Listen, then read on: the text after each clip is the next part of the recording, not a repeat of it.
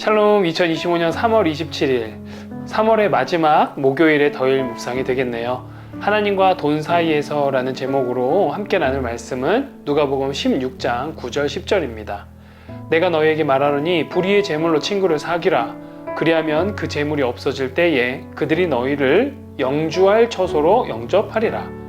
지극히 작은 것에 충성된 자는 큰 것에도 충성되고 지극히 작은 것에 불의한 자는 큰 것에도 불의하니라. 아멘. 오늘 우리 주님께서 불의한 청지기 비유를 통해 돈에 대한 크리스천의 자세에 대해 말씀하십니다. 먼저는요, 비유의 내용을 보면요, 이렇습니다. 한 부자에게 청지기가 있었어요. 그런데요, 그 청지기는 주인의 소유를 낭비했습니다. 그리고 그 주인은 그 사실을 간접적으로 듣게 되죠. 그리고는 그 청지기에게 해고를 통보합니다. 청지기는 위기를 타개할 궁리를 찾아내죠. 채무자들을 불러서 빚의 일부를 임의로 감면해 주는 거예요. 비유에선 두 사람만 예시로 언급되지만 채무자 규모는 훨씬 컸을 거예요. 예시에 등장하는 빚은요, 소작농가에서 발생하는 일반적인 형태의 빚으로 원금과 이자의 합산이 됩니다. 청지기가 먼저 온 채무자에게 빚의 양을 묻지요. 주인에게 기름 100말의 빚을 지고 있다고 말합니다. 청지기는 준비한 증서를 급히 들이들며 50말로 기입하라고 재촉합니다. 주인 편에서는 50% 손해고요, 채무자 편에서는 50% 이익이죠. 두 당사자에게 손해와 이익을 동시에 발생시키는 놀라운 기적을 만들어내고 있어요.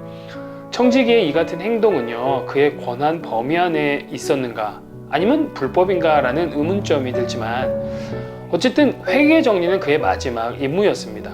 그 과정에서 재무관리자로서 일정 부분 재량권을 발휘했을 거예요.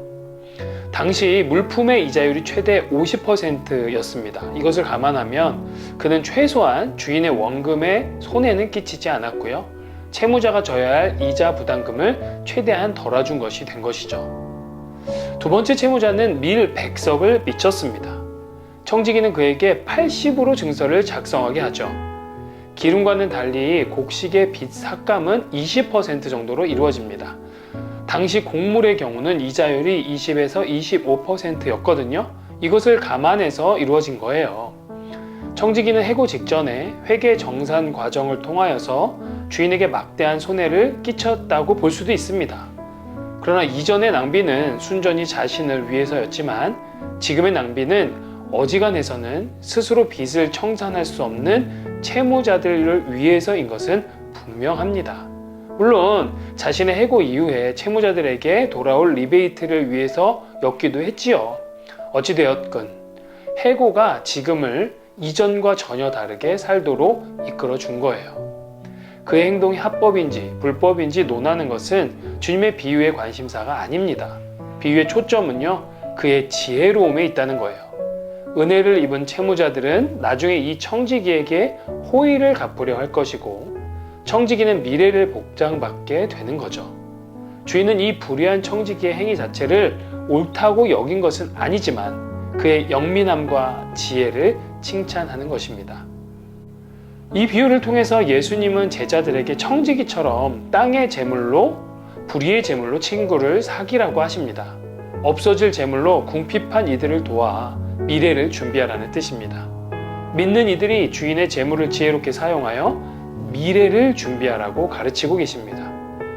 재물로 하늘에 낡지 않는 보물, 주머니를 채우는 것이 바로 지혜라는 거죠. 이어서 작은 것에 신실한 자는 큰 것에도 신실하다 하시면서 세상 재물을 대하는 태도를 가르쳐주고 계십니다. 지극히 작은 것은 이 세상의 재물이겠죠. 큰 것은요, 다가올 시대에 영원하고 참된 하늘나라를 가리키겠죠. 오늘 있다가 사라지는 것은 참된 것이 아닙니다. 세상에서 돈은 큰 것이지만 하나님 나라에 비하면 지극히 작고 사소합니다. 이를 이기적인 목적으로 사용하는 것은 불의한 것이고, 가난한 이를 도우며 의미 있게 쓰는 것은 신실한 것입니다. 세상에서는 돈이 대단하지만 하나님 나라에서는 작은 것에 불과하죠. 작은 것으로 큰 나라를 예비하라는 것입니다. 마지막으로는요, 돈으로 하나님을 섬기라 하십니다. 그 집의 청지기가 두 주인을 섬길 수 없듯이 하나님과 돈을 함께 섬길 수 없는 것입니다. 재물은요, 하나님과 비길 만큼 절대성을 갖고 있는 것이 우리가 살고 있는 현실입니다.